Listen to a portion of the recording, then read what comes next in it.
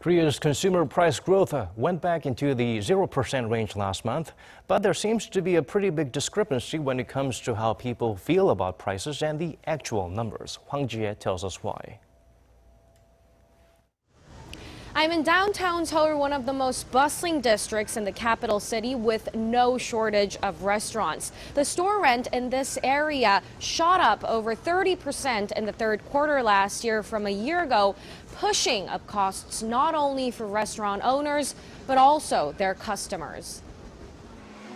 So it's no surprise that demand for dining out has remained sluggish on top of a loss of appetite due to the country's feeble recovery momentum. Because of higher rental fees coupled with pricier labor and ingredients, prices on restaurant menus went up over 2% last year. This growth is in stark contrast with the overall inflation rate that stood at below 1%, explaining why people feel prices are running so high when the actual figures are low. It feels like prices have risen in general, especially food products.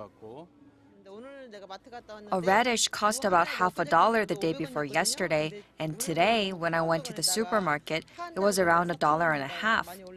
A bundle of green onions was nearly $4.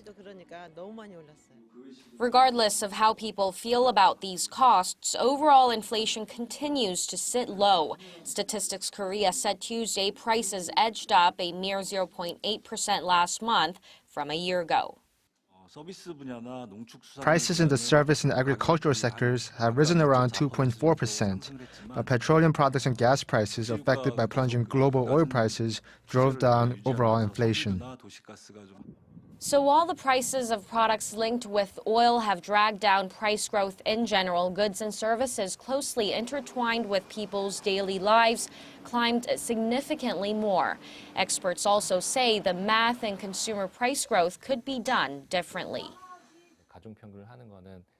Generally, when calculating the inflation rate, greater weight is given to product groups that consumers spend more money on, so it's price-based. That means the figure could be more reflective of the consumption pattern of those with high incomes.